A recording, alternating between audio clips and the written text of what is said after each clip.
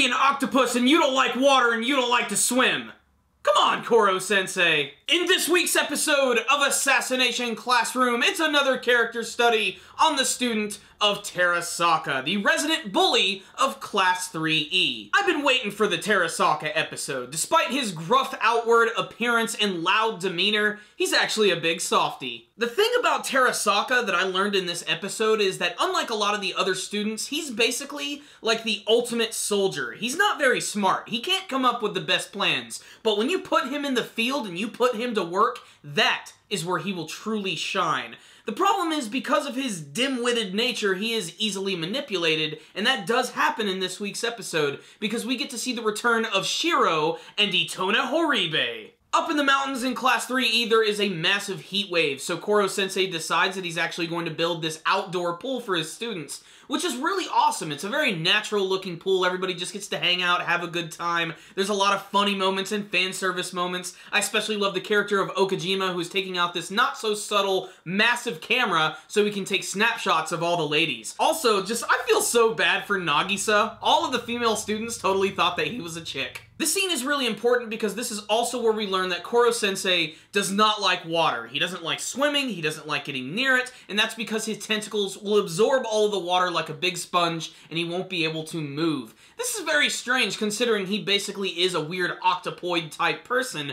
But we also get to learn about another one of his weaknesses, which is this weird bomb that Terasaka throws in the middle of the classroom, which causes all of the mucus to come out of his face. And remember, his nostrils are right next to his eyeballs. It looks like he's constantly just squinting and spewing out Velveeta cheese. So Terasaka's got this big plan, because he's actually going to be working with Shiro and Itona. He's actually going to lace the pool with this weird chemical, which is going to hurt Koro-sensei and not allow him to move as much, which will allow Itona to go in for the kill. The thing is, Shiro doesn't tell him how this plan is going to go down, and it ends up putting all of the students of Class 3E in massive danger, which means Koro-sensei is going to be in an extreme disadvantage. He's going to be trying to save the students, trying to save himself, all while fighting Itona all at the same time. And the way this goes down is that Shiro actually set up this bomb right next to the pool, which is actually leading into a natural river and waterfall, and then when it explodes, all of the students end up getting washed away, and that's when Terasaka realizes, holy crap, maybe I shouldn't have done this in the first place. And this is when we get to learn a little bit more about this character, where in the past he was just seen as sort of your typical bully, and at the school that they're at, that does not fly. You're immediately going to be sent to Class 3E, and he figured, well, who cares? I'm going to be there, I'm just going to skim by the edge of my teeth, everything's going to be fine.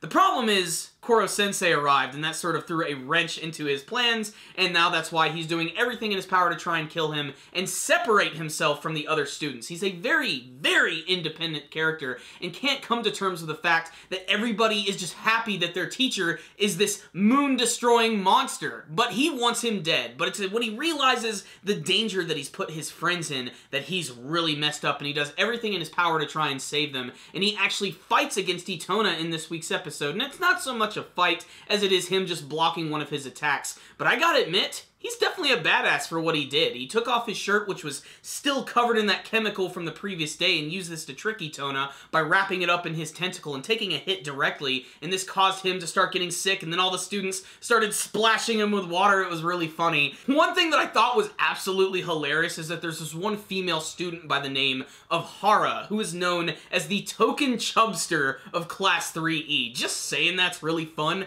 That's what it said in the subtitles when I was watching it. And she's hanging on this tree branch, like, for her life. And Koro-sensei does eventually save her, but she gets really pissed off when she hears all of the things that Terasaka was saying. After being splashed to death, Itona and Shiro make a quick exit, but Koro-sensei does mention that he does want him to return to the class. I honestly think that is going to happen eventually. He's too important of a character, we need more development from him, and I think that would be great. So what's the rundown? On this week's episode of Assassination Classroom, I really love the episodes when they focus on the students, because we need more characterization from these people. We need to care about them just a little bit more, and Terasaka is one of those characters I thought maybe they were just going to toss to the wayside and not really do anything with, but this episode made me care about that character a little bit more, and it seems like he is going to start warming up at least to Koro-sensei and maybe the other students a little bit more. The important lesson to take away from this episode is that you really can't do anything without any sort of drive or will. You gotta have the vision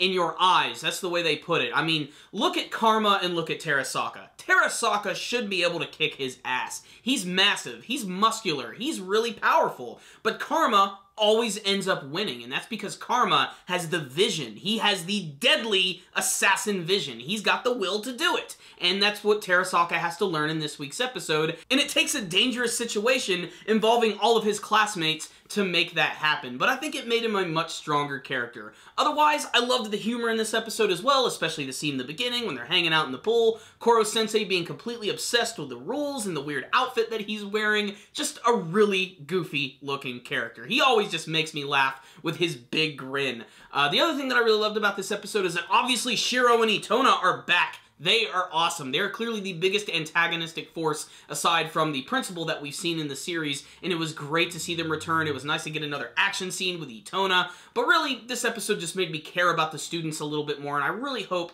that we're going to get to learn a little bit more about them as the series is going to go on. I really hope they all get some focus. I think that's going to be really important for the series.